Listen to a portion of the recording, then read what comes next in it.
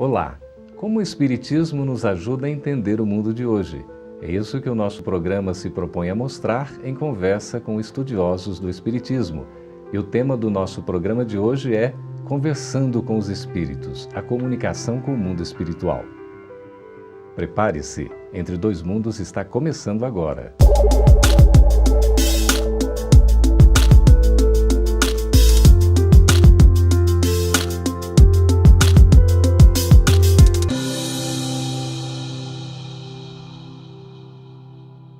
Escolhemos o tema Conversando com os Espíritos, a comunicação com o mundo espiritual, porque estamos recebendo diversas solicitações dos nossos espectadores sobre esse assunto.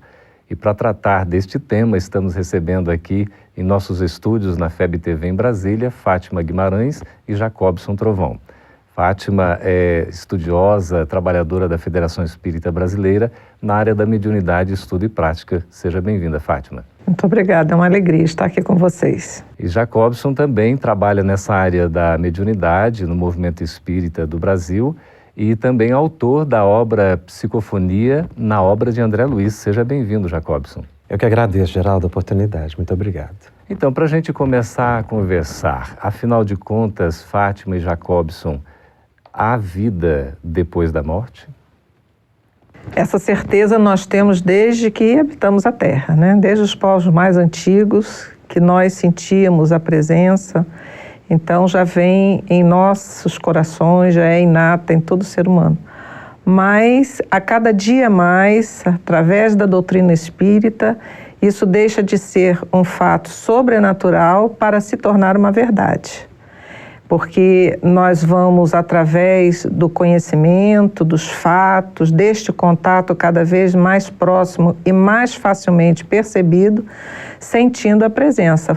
E nas obras de Kardec vamos, então, ter toda essa parte científica, filosófica, que vem comprovar esse intercâmbio, né? Pois é, esse intercâmbio, essa comunicação, de fato existe, Jacobson? Porque muitas pessoas têm dúvida se, de fato, a gente consegue entrar em contato com os vivos do outro lado.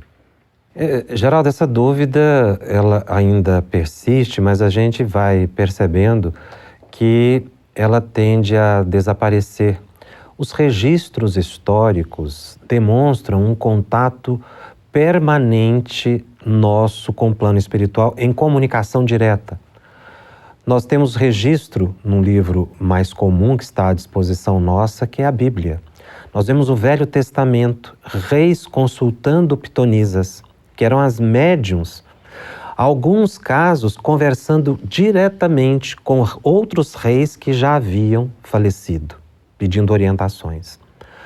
O Novo Testamento, com Jesus, então, a comunicabilidade se expõe de forma impressionante. Jesus, no alto do Monte Tabor, ele conversa com Moisés e Elias diante dos apóstolos.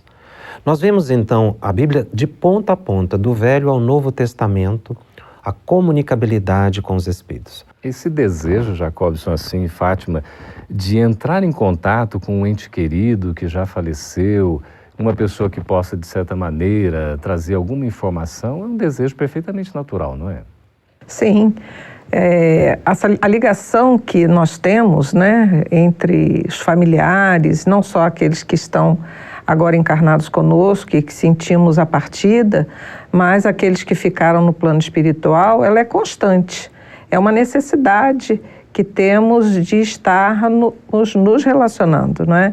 E nós, então, podemos, através da intuição, né, das percepções de diversas ordens, nós sentimos em nós a presença e isso faz com que queiramos ter a certeza, não é? Aquele que parte, ele não esquece de nós. E pelo fio do pensamento, nós estaremos sempre ligados. Por isso, muitos sentem essa necessidade maior, num caso do desencarne mais violento, porque querem entender a razão daquele fato. E aí busca-se, né, os médiuns nessa necessidade da certeza, não de que ele sobrevive, mas do porquê daquele momento e daquela forma. Qual seria, então, Jacobson, a principal razão de uma pessoa buscar um contato com um ente querido que já desencarnou, já faleceu? A saudade, Geraldo. Quem perde um ente querido realmente tem essa necessidade fruto de uma saudade. E essa saudade chega a tal ponto que as pessoas muitas vezes se aventuram e se arriscam, esquecendo que aqueles que partiram também querem conversar conosco. Mas a separação muitas vezes é necessária. Aquela saudade desequilibrada, o choro permanente, a inconformação, a insatisfação, são fatores que inclusive impedem a comunicação. Porque aquele que foi precisa se libertar para continuar o seu progresso. Ele também não esqueceu. Mas de acordo com situações como o merecimento, a oportunidade, a possibilidade de contato mediúnico, as condições de quem desencarnou, é que vão determinar essa possibilidade real de contato.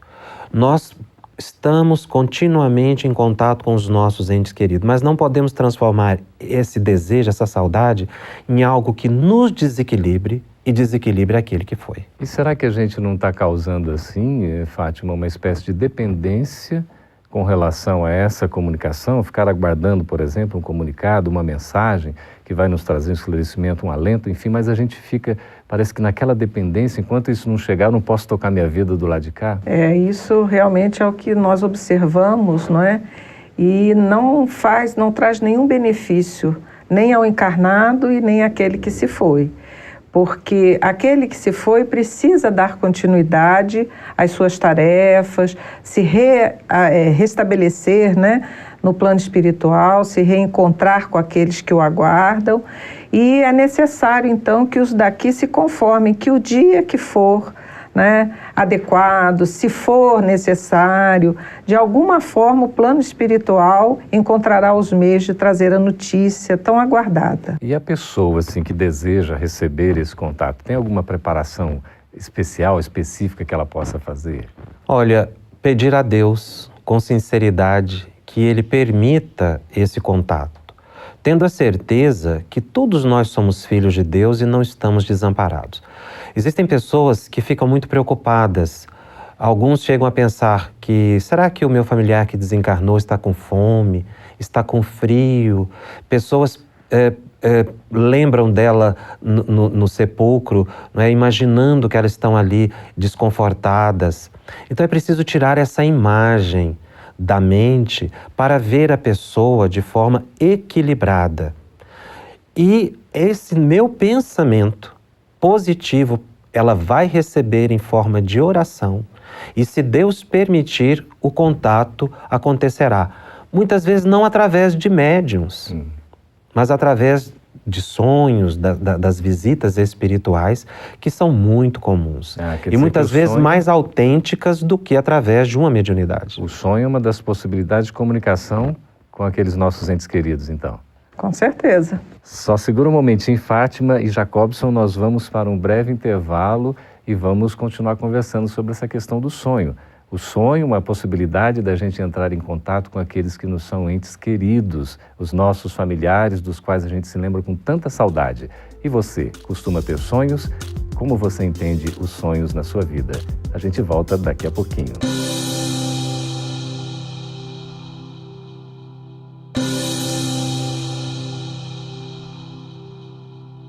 Estamos de volta e antes do nosso intervalo deixamos a questão sobre os sonhos, a respeito da comunicação que pode acontecer com aqueles que são os nossos entes queridos pelos sonhos que a gente tem no dia a dia da nossa vida. Fátima e Jacobson, como é que funciona o sonho nessa comunicação com os entes queridos que já partiram para o plano espiritual? Quando nós dormimos, nós nos libertamos do corpo naturalmente. Porque não estamos presos ao corpo físico como se estivéssemos numa prisão. A alma se desprende com muita naturalidade.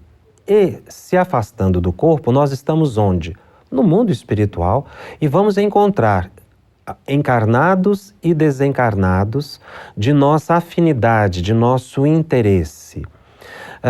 Então, o que ocorre é que às vezes a gente não se lembra, porque o cérebro espiritual, o cérebro da alma, digamos assim, tem uma capacidade de percepção muito maior do que o cérebro orgânico.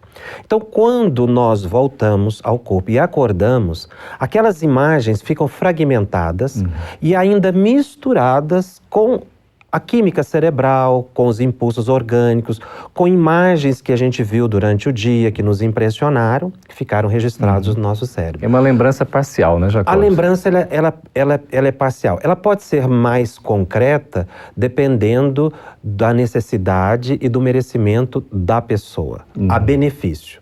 O que não se deve, Geraldo, é ter um anseio, o desespero do encontro. Chorar demais, evocar, isso atrapalha. Mas na noite, os contatos acontecem. Por isso que é importante essa preparação para o sono, né? Através de um recolhimento, de uma prece, não é? No silêncio, numa leitura de uma página do Evangelho, não é, Fátima? Isso é o que nós temos que ter como um hábito. Da mesma forma, quando acordamos, fazemos a higiene, na hora das refeições. Esse é o cuidado maior do nosso espírito, da nossa alma. A oração, antes de dormir e ao acordar. Antes de dormir, para que possamos, através de uma leitura, que já se inicia, né, o processo da oração na própria leitura edificante. Já começamos a sintonizar, a criar um ambiente favorável para que nos desliguemos das dificuldades do dia a dia e possamos realmente encontrar aqueles a quem desejamos conversar, mas termos a certeza, guardar no nosso coração, que nem sempre isso será possível. Eles têm outros afazeres, né? Às vezes não estão em condições, e aguardarmos que através da oração sempre receberemos a notícia necessária, né? Ou o encontro que tanto desejamos. Essa questão da mediunidade desperta muito interesse em nós, porque também ainda gera um certo temor, um certo medo, até pelo desconhecimento. Filmes, por exemplo, como O Sexto Sentido, Os Outros, né, foram nos trazendo essa abordagem da comunicação entre os dois mundos. A mediunidade, ela pode ser desenvolvida? Como é que é isso, Jacobson? A primeira questão é entender o que é a mediunidade. Mediunidade, segundo Allan Kardec, é uma faculdade. Isso ele coloca no Livro dos Médiuns. 100 anos depois da publicação de O Livro dos Médiuns, Chico Xavier recebe um livro que homenageia o centenário dessa importante obra básica, que é o livro Seara dos Médiuns. E Emmanuel retoma a discussão da questão faculdade, ele chama de sentido, colocando o sentido mediúnico ao lado dos demais sentidos que nós utilizamos. Então é algo natural. A mediunidade é natural. E você me perguntou se é desenvolvível. Quando a gente lê, nós estamos desenvolvendo, não é, a nossa capacidade intelectiva. Quem trabalha com degustação desenvolve o paladar. Então, a utilização da mediunidade faz com que ela amplie-se a possibilidade de percepção do mundo espiritual. Quer dizer que a gente vai trabalhando esse desenvolvimento num processo de educação até mesmo, né, dessa faculdade, e a gente tem essas diversas, digamos assim, modalidades mediúnicas, né, como é o caso da psicografia, talvez seja que a mais passiva, digamos, como o próprio Allan Kardec fala no Livro dos Médiuns, né, do desenvolvimento pelo exercício. Sim, mas para aquele a gente tem que deixar bem claro, para aquele que já possui, né, porque médiuns todos nós somos, mas alguns de nós vêm com a possibilidade do trabalho mais efetivo, que Ivone Pereira chamava da mediunidade produtiva.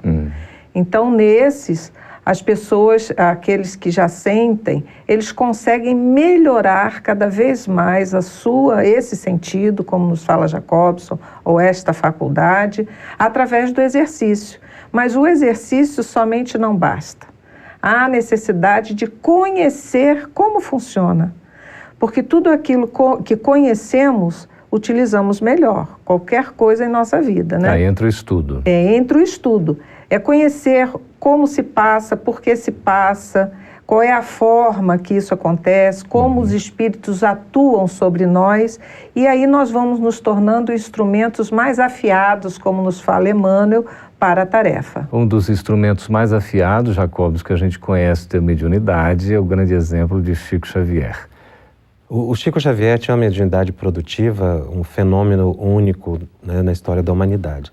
Eu gostaria de retomar um pouquinho a questão do desenvolvimento que você colocou, porque a gente tem contato com inúmeras pessoas e vemos algumas que têm muita vontade de psicografar.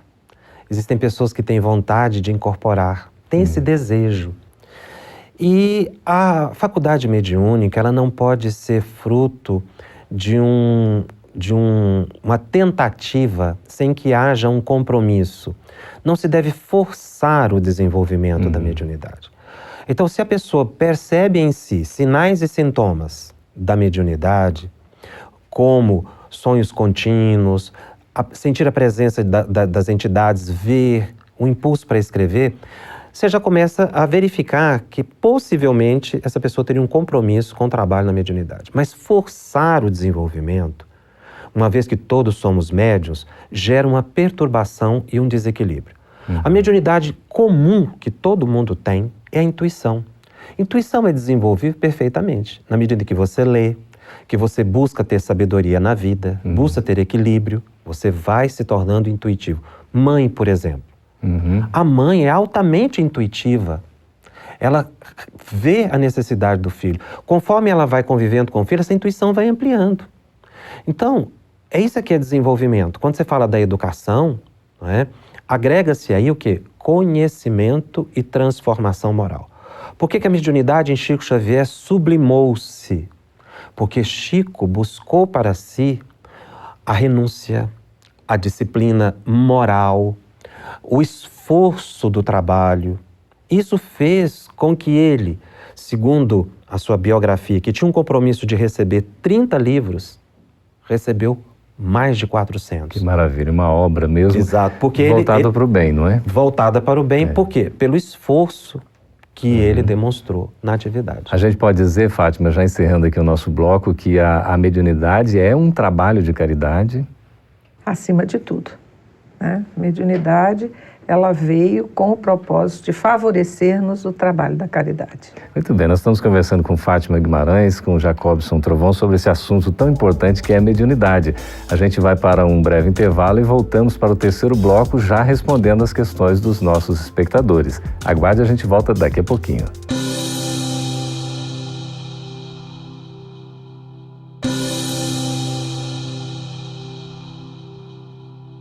Estamos de volta agora para responder as perguntas dos nossos espectadores e vamos aqui já para a primeira delas, Fátima e Jacobson. É a Michele Ramos de Campo Grande, no Mato Grosso do Sul. Ela pergunta o seguinte: um ente querido desencarnado somente consegue enviar uma mensagem psicografada quando compreende que já morreu? Existem situações em que aquela pessoa que desencarnou, não sabendo que desencarnou, mas em função do merecimento da família, pode trazer notícia. Como? Aí um espírito intermedia as informações. Diz como ele está, em que circunstâncias, não é? Para consolar a família. Não seria ele diretamente? Não seria ele diretamente, porque ele não tem condições para isso, mas a informação ela é possível. Perfeito. Ok. Fátima, aqui é o José Nunes da Silva, Vespasiano, Minas Gerais. O meu saudoso e inesquecível filho suicidou-se em 2013 e até hoje não me conformo. Todas as noites eu peço a Deus que ele venha me ver. Será possível? Estou com 72 anos e não tenho mais alegrias. O que fazer? É a aceitação, a resignação diante do fato, não é? Nós sabemos que a pessoa, o espírito, que resolve partir antecipadamente, ainda mais, né, provocando a sua própria morte, ele não encontra facilidades no plano espiritual. Mas nós temos que lembrar que jamais a proteção lhe falta.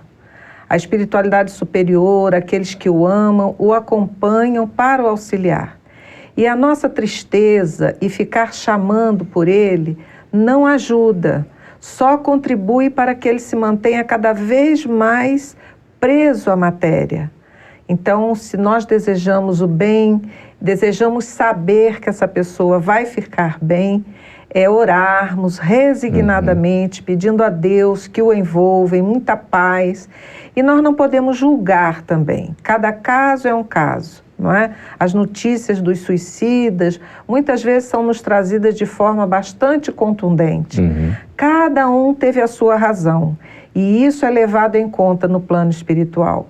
Alguns são acolhidos rapidamente, levados para regiões, né, onde são acolhidos, atendidos, e ali dormem, até terem condições de tomarem conhecimento do ato que fizeram contra si próprios. Outros não, realmente ficam em processo de aflição. Tudo depende do que levou essa pessoa a essa forma, né, de partida. Então, que esse pai, ele ore, né, e pense, envolva seu filho em muita paz, vendo no plano espiritual, com os avós, com amigos, com aquelas pessoas que já lá se encontram, porque com certeza ele ajudará muito mais e o conforto virá ao seu coração. Isso mesmo. Acima de tudo, através da oração. E o amor continua, né, Fátima? Eu sou José Nunes, então tem essa confiança, essa certeza de que não está só e que a misericórdia divina sempre nos ampara.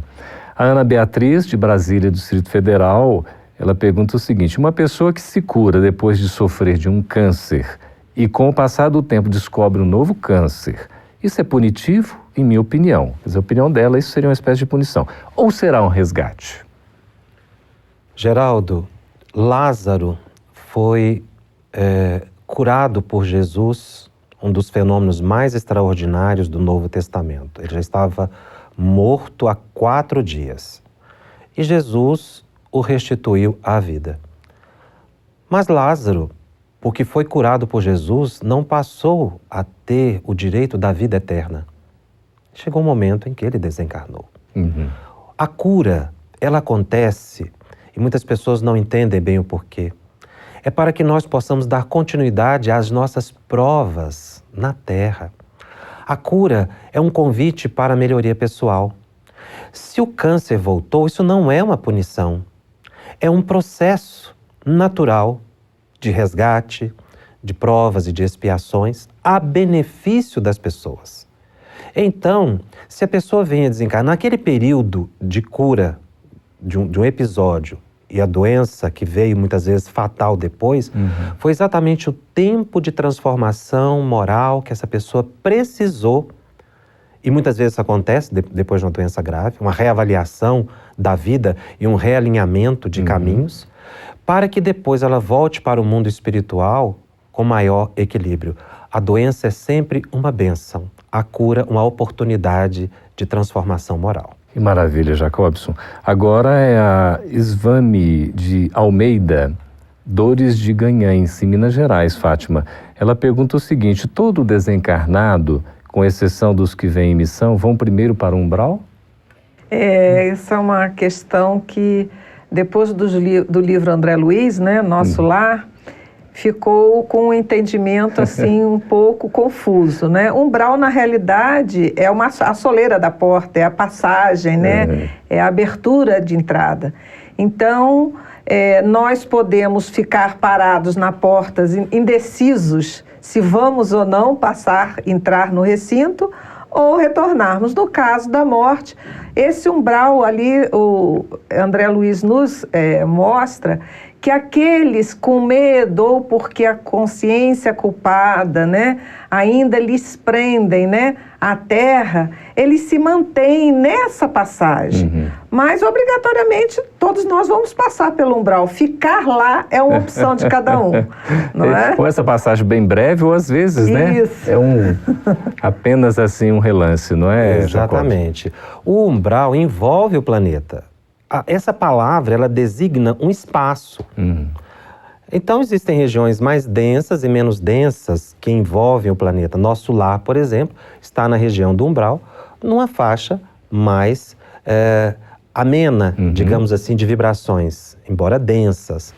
Então, todos nós vamos passar pelo umbral, não tem como, porque é uma passagem, um caminho. Como Fátima realmente disse, o problema é a pessoa querer ficar lá. E como é que a gente quer ficar? Pelo nosso comportamento. O desequilíbrio é que nos determina. Aliás, André Luiz diz que se a gente quer avaliar como estaremos depois da morte ou desencarnação, basta avaliarmos nossa vida atual. E a gente vai saber muito bem para onde vai. E nós temos a oportunidade de fazer isso desde agora, né? Isso que é interessante, com essas reflexões, com esses conhecimentos, né? Por isso que é tão importante a doutrina espírita nos alertando acerca dessas questões, né, de nós sermos, ou pelo menos tentarmos sermos homens de bem, não é? Conquistarmos virtudes. Quer dizer que essa passagem que seja breve possível como realmente uma entrada, mas a gente vai ter, no fundo, a consequência dos nossos méritos, não é isso? É isso mesmo. É como vivemos, é como nos encontraremos do lado de lá. Não nos tornamos santos simplesmente porque alguém orou por nós e desencarnamos, né? Então, como o Jacobson ressaltou, a nossa vida, a nossa transformação hoje fará o que nós vamos encontrar, nos dará o que vamos encontrar do lado de lá, não é? Pois é, nós conversamos aqui com Fátima Guimarães, com o Jacobson Trovão, a quem a gente agradece a presença aqui no programa Entre Dois Mundos. Muito obrigado. Obrigada a você. Muito obrigado.